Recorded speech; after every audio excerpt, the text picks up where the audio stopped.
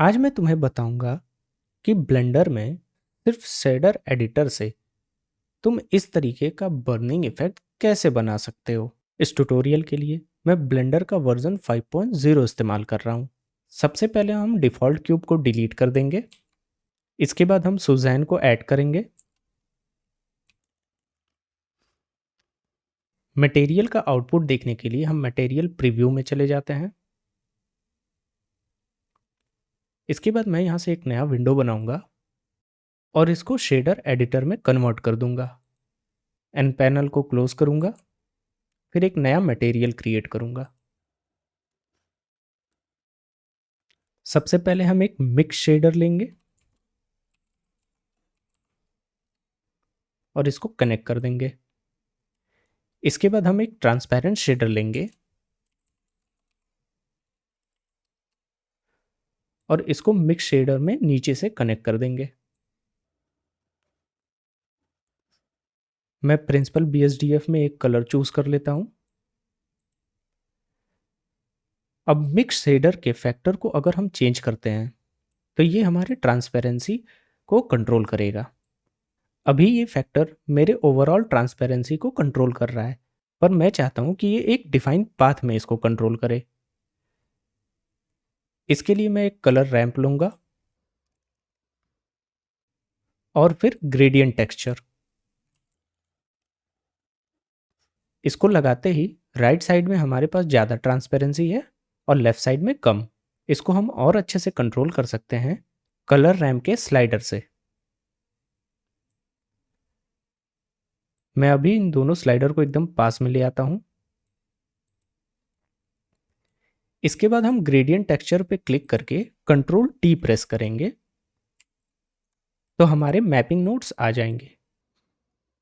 Control T आपका तभी work करेगा जब आपके पास node wrangler add on enable हो। इसके लिए आप एडिट में जाइए, प्रेफरेंस में, एड ऑन में, और नोड रैंगलर को इनेबल कर लीजिए। इसके बाद हम टेक्सचर कोऑर्डिनेट में जनरेटेड की जगह ऑब्जेक्ट को चूज करेंगे।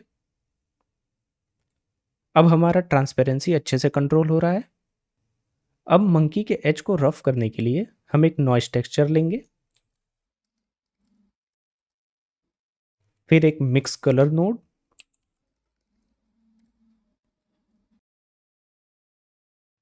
मिक्स कलर को ग्रेडियंट टेक्सचर और मैपिंग नोड के बीच में कनेक्ट करना है। फिर नॉइस टेक्सचर के फैक्टर को मिक्स कलर के बी सॉकेट से। मैपिंग नोड में हम एक्स लोकेशन से हम इसके ट्रांसपेरेंसी को कंट्रोल कर सकते हैं। अभी ये कुछ ऐसा दिख रहा है। इस रफ एज में और ज़्यादा डिटेल ऐड करने के लिए हम स्केल को इंक्रीज करेंगे और डिटेल को भी बढ़ा देंगे। इसके बाद हमें इस रफ एजेस पे ग्लो लाना है। इसके लिए हम एक कलर रैंप लेंगे, इनके स्लाइडर्स को पास करेंगे, ग्रेडियंट टेक्सचर से कलर रैंप के फैक्टर को कनेक्ट करेंगे और कलर रैंप से प्रिंसिपल BSDF के एमिशन को।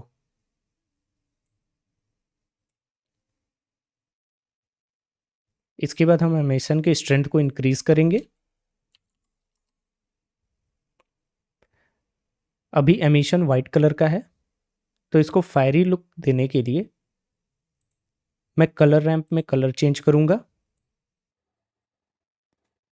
अब इस बर्निंग इफेक्ट को ग्लो देने के लिए हम कंपोजिटिंग पैनल में जाएंगे, न्यू पे क्लिक करेंगे और यहाँ पे एक ब्लूम नोड को ऐड करेंगे। इसके बाद ब्लूम नोड में हम क्वालिटी को हाई करेंगे और वापस लेआउट पैनल में आ जाएंगे।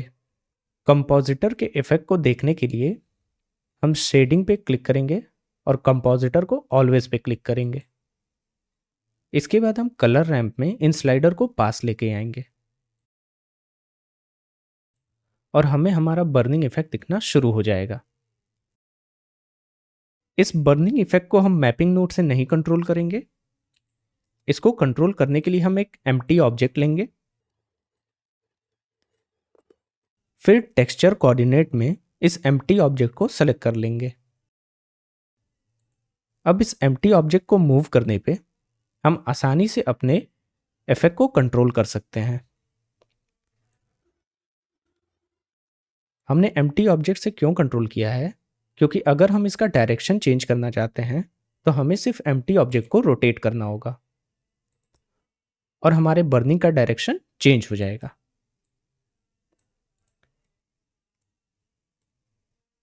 पूरा नोड सेटअप ये रहा।